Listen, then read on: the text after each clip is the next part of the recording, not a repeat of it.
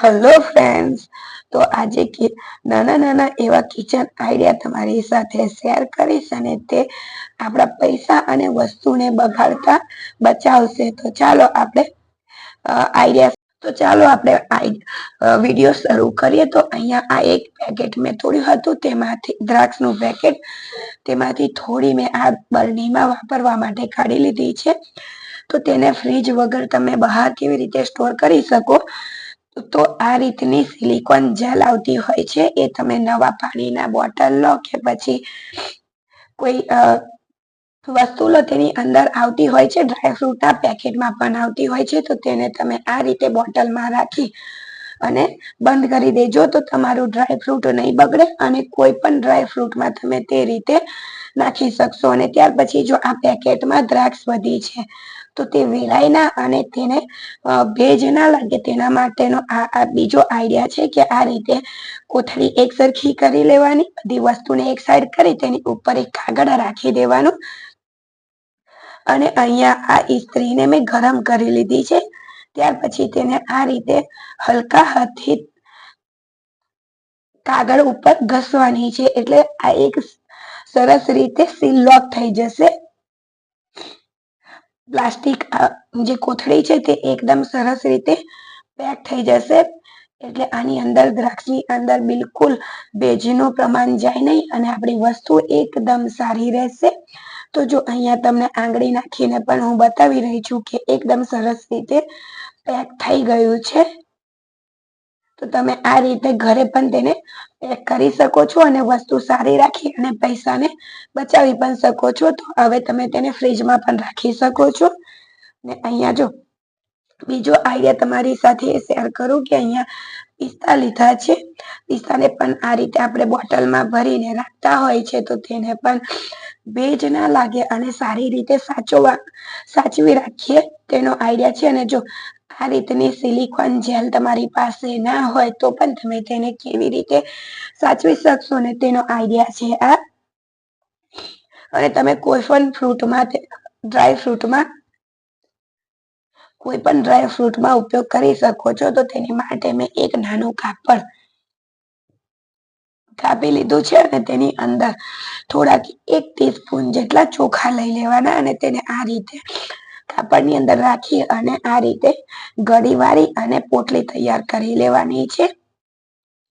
ચોખા એ આ રીતની પોટલી તૈયાર કરી દેવાની. ચોખા એ પિસ્તાની અંદર રાખવાથી આ રીતની પોટલી જ્યારે આપણે રાખીશું ને ત્યારે તેની અંદર ભેજ નહીં લાગે. ભેજ લાગશે તો પણ તે આ ચોખા શોષી લેશે, એટલે કે સોક કરી લેશે, એટલે આપણા પિસ્તા પણ બગડશે નહીં. અને તમારી પાસે ટીસ્યુ હોય તો તમે ટીસ્યુમાં પણ આ રીતે ચોખા રાખી અને પિસ્તાની બોટલની અંદર રાખી શકો છો. ત્યાર પછી નેક્સ્ટ આઈડિયા એ છે કે આ રીતની રહી આપણે આખા વર્ષ માટે સ્ટોર કરતા હોઈએ છીએ, તો તેની અંદર જીવડા ના પડે તેની માટેનો આઈડિયા છે. તો તેની માટે અહીંયા આપણે સૂકા લાલ મરચા લઈ લેવાના. તીખા સૂકા લાલ મરચા હોય તે લઈ લેવાના. તેને આ રીતે આપણે રઈની અંદર મૂકી અને તેને બંધ કરીને રાખી દેવાના છે, જેનાથી તેની અંદર જીવડા કે ઈયળો નહીં પડે અને આપણી રઈ આખું વરસ માટે સારી રહેશે. ત્યાર પછી અહીંયા મેં આ રીતના પ્લાસ્ટિકના ગ્લાસ લીધા છે. અહીંયા આ 2 ગ્લાસ લીધા છે. 2 ગ્લાસને એકબીજાની અંદર ફિટ કરી દીધા છે મેં, એટલે તેની મજબૂતાઈ જળવાઈ રહે. આ રીતના ગ્લાસ બધાના ઘરે હોય છે.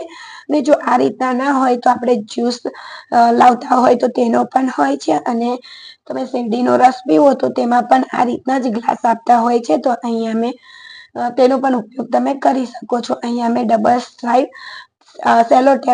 સાઈડ ટેપ લઈ લીધી છે. તેને આ રીતે મોટા ટુકડામાં થોડી કટ કરી લેવાની અને ગ્લાસ ઉપર લગાવી દેવાની છે.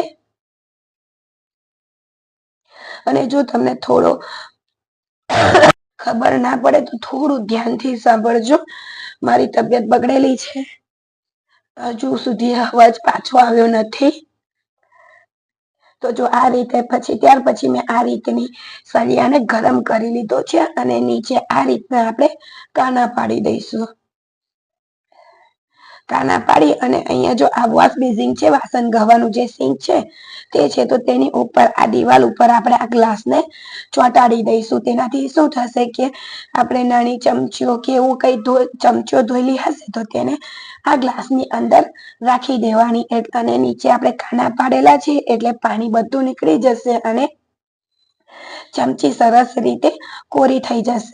ત્યાર પછી તમે આને બાથરૂમમાં પણ આ રીતે ચોંટાડી શકો છો. તેની અંદર તમે લેઝર બ્રશ ઉલ્યું પણ નાખી શકો છો. તો આ બધા આઈડિયા તમને કેવા લાગે છે એ જરૂરથી જણાવજો. ને વિડીયો જોવા બદલ તમારો ખૂબ ખૂબ આભાર. જો અહીંયા ચમચી રાખીને પણ તમને બતાવી રહી છું કે આ રીતે આપણે ચમચી તેમાં રાખી શકીએ છીએ.